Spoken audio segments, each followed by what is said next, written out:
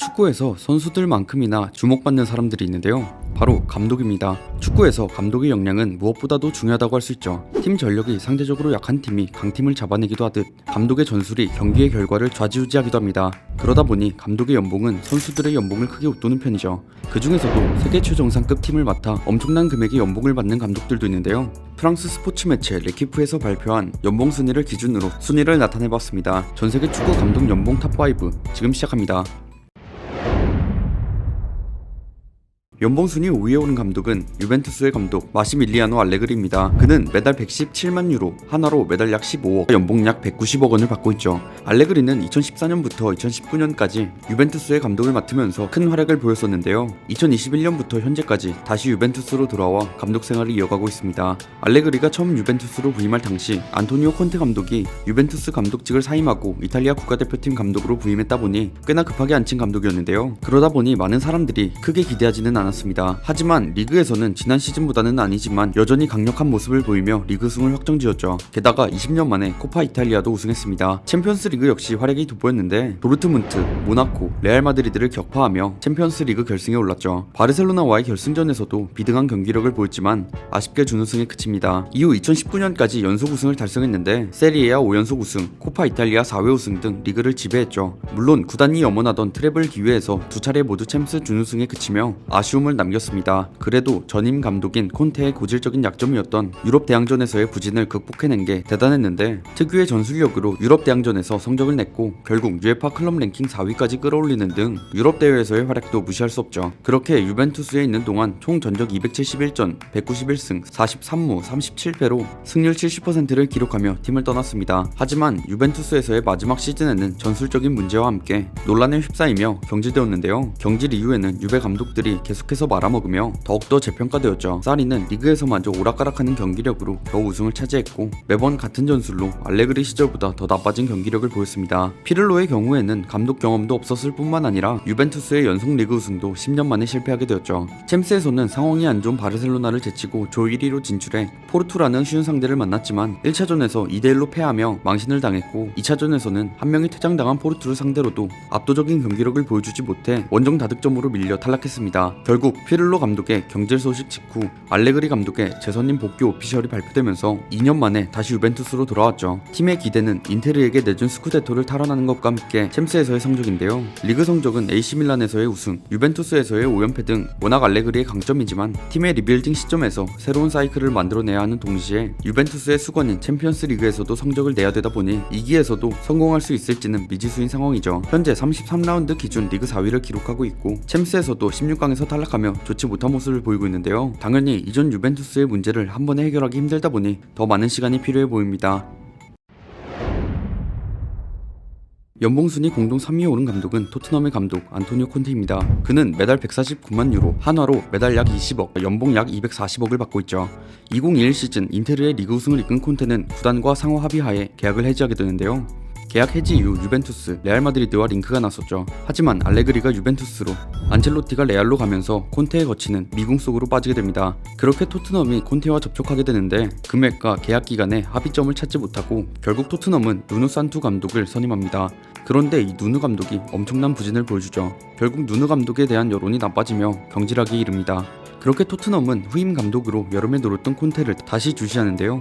콘테에게 전폭적인 지원 및 단연 계약을 약속하며 콘테를 선임하게 됩니다. 이때 수락한 연봉이 240억인 거죠. 그렇게 2021년 11월 2일 성적 부진으로 경질된 누누 산투의 후임으로 토트넘의 새 감독으로 임명되었는데요. 전임 감독 누누가 말도 안 되는 수준의 축구를 보여준 덕에 콘테에 대한 기대가 엄청났습니다. 게다가 콘테는 우승 청부사라 불릴 만큼 우승과 가까운 감독이고 최근 맡았던 인테르에서도 인테르의 11년 만에 리그 우승을 시킨 감독이어서 토트넘이 그토록 원하고 갈망하는 트로피와 챔스 복귀까지 노려볼 수도 있는 상황이 된 거죠. 또한 콘테가 프리미어리그로 돌아오면서 21-22 시즌 프리미어리그 역시 많은 기대를 받게 되었는데요. 16-17 시즌에 벵거, 펩, 클롭, 무리뉴, 콘테라는 내노라 하는 명장들이 있었던 시즌에 버금가는 감독들이 모인 겁니다. 펩, 클롭, 투엘, 콘테, 랑릭이라는 화려한 라인업이 만들어졌죠. 이렇게 프리미어리그에서의 큰 기대를 갖게 만든 콘테, 토트넘에 부임한 이후 크리스마스 전까지 컨퍼런스 리그를 제외하면 무패로 잘 이끌었는데요. 누누 때 보여준 최악의 경기력을 보여준 토트넘이 반등에 성공한 것이었습니다. 특히 수비 쪽에서의 안정이 인상적이었는데 있는데 당시의 다이어가 리그 전체에서 탑급 센터백의 지표를 보여주었던 걸 생각해보면 정말 엄청난 변화였죠. 최근 몇 년간 팬들에게 조롱받던 벤 데이비스 역시 각성했는데 거의 다른 사람이라고 봐도 무방할 정도의 각성이었습니다. 콘테는 이런 벤 데이비스를 3백의 왼쪽 스토퍼로 두면서 기존의 측면 공격은 발이 빠른 레길론에게 맡겼는데 공격 가담시 빠지는 수비 자리는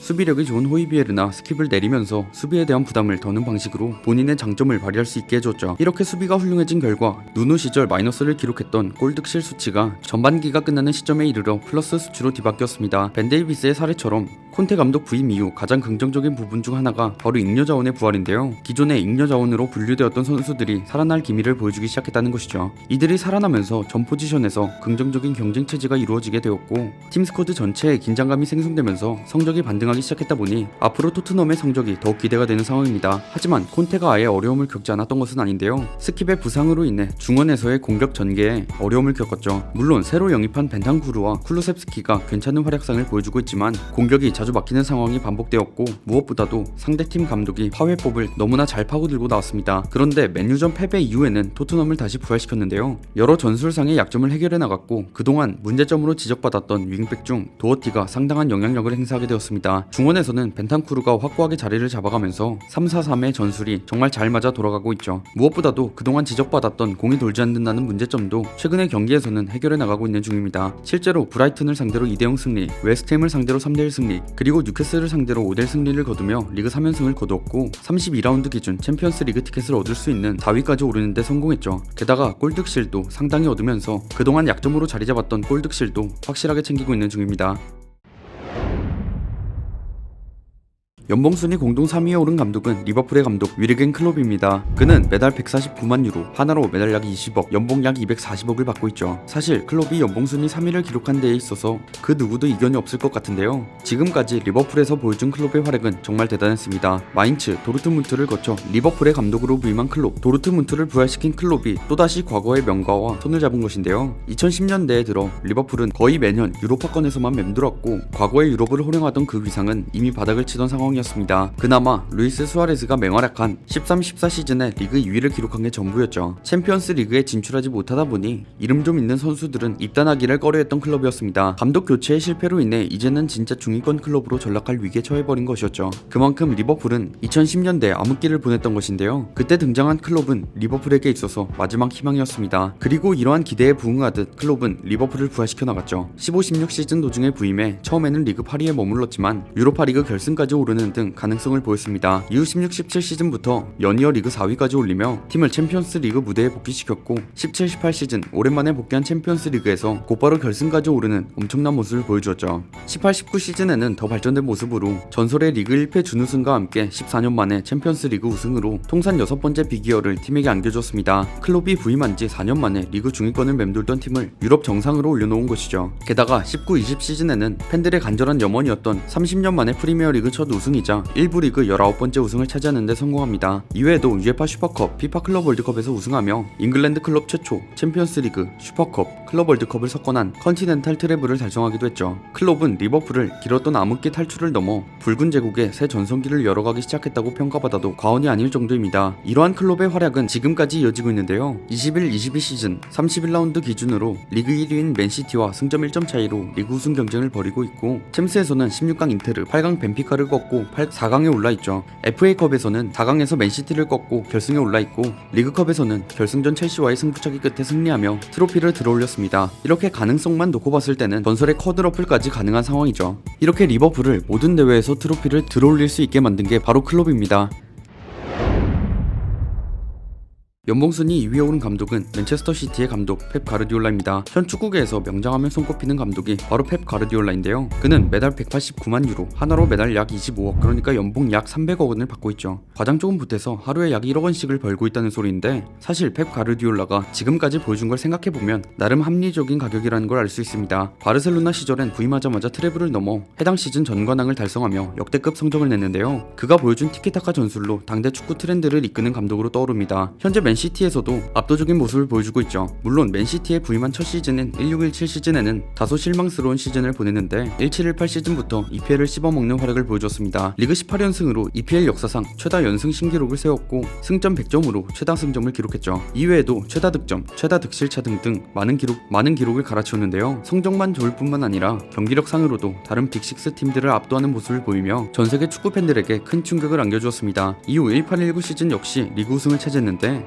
펩은 2000년대 후반 퍼거슨 시절 맨유의 마지막 전성기 이후로 오랜만에 프리미어리그에서 2연속 우승을 차지한 감독이 되었죠. 그렇게 퍼거슨, 무리뉴에 이어서 프리미어리그에서 연속 우승을 차지한 세 번째 감독이 되었습니다. 게다가 유럽 5대 리그 중 3대 리그에서 연속 우승한 최초의 감독이 되었죠. FA컵에서도 결승전에 도달해 와포드를 상대로 압도적인 승리를 거두었는데요. 잉글랜드 역사상 최초의 리그, FA컵, 리그컵 우승이라는 도메스틱 트래블을 달성했습니다. 1920 시즌에는 리그 우승을 리버풀에게 뺏겼지만 FA컵 우승, 리그컵 우승을 차지하며 잉글랜드 내에서 강한 모습은 여전했죠. 이후 2021 시즌 초반에는 다소 주춤하는 모습을 보였지만 반등에 성공했고 결국 리그 우승까지 차지했는데요. 게다가 챔스 결승까지 올라가는 활약을 선보였지만 항상 그렇듯 챔스에서 아쉬운 펩은 또다시 명장병이 도지면서 그렇게 염원하던 챔스 우승에 실패하고 맙니다. 이어서 21-22 시즌에는 역시나 좋은 모습을 보여주며 31라운드 기준 리그 1위, 챔스 4강 진출을 이뤄내며 다시 챔스 우승에 대한 기대감을 안겨주고 있죠. 이렇게 맨시티에서 압도적인 모습을 보이고 있는 펩은 21-21 시즌 기준 역대 맨시티 승률 70%대가 넘어가는 엄청난 승률을 자랑하는데요. 그러다 보니 2015년 이후 클롭, 투엘, 콘테와 함께 EPL을 대표하는 세계적인 명장 중 한 명으로 불리고 있습니다.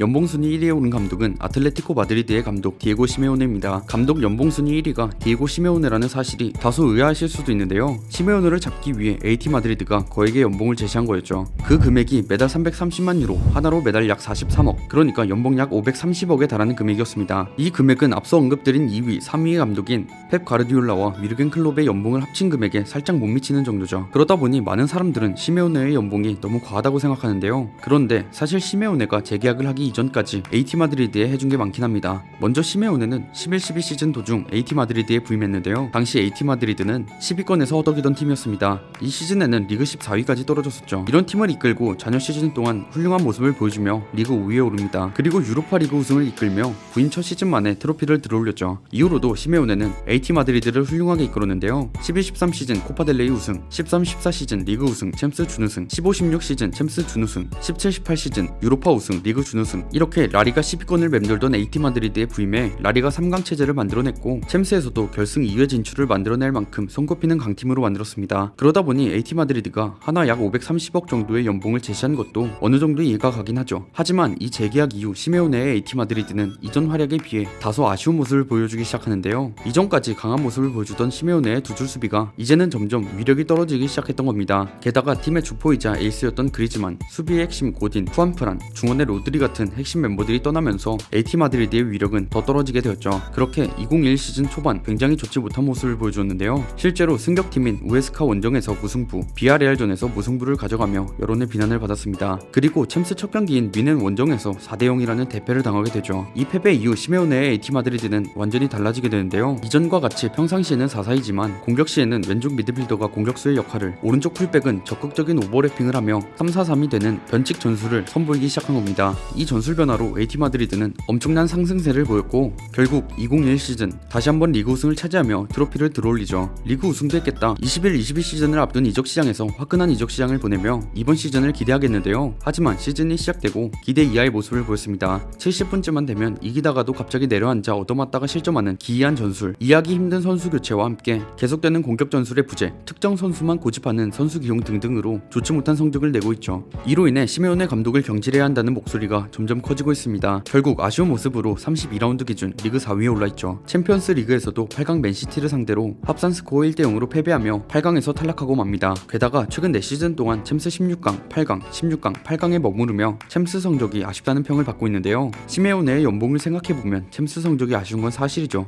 지금까지 전세계 축구 감독 연봉 탑5에 대해 알아보았습니다. 이 순위 밑으로는 파리의 포체티노, 레알의 안첼로티, 로마의 무리뉴, 미넨의 나겔스만, 인테르의 시모네 인자기가 랭크되었습니다. 사실 이 순위에서 놀라운 점은 시메오네의 연봉인데요. 펩과 클롭의 연봉을 합친 금액을 받고 있다는 사실이 다시 봐도 놀라운 것 같습니다. 그럼 다음에는 어떤 감독이 새로운 팀에 부임해 이 순위에 들어올지 기대하며 영상 마치도록 하겠습니다. 지금까지 월간베스트였습니다. 감사합니다.